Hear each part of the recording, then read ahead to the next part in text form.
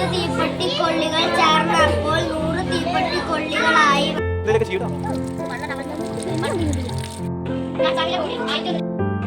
ഞാൻ 1162 2152 സ്ഥലവില ബോർഡിൽ ക്രമീകരിച്ചിട്ടുണ്ട്.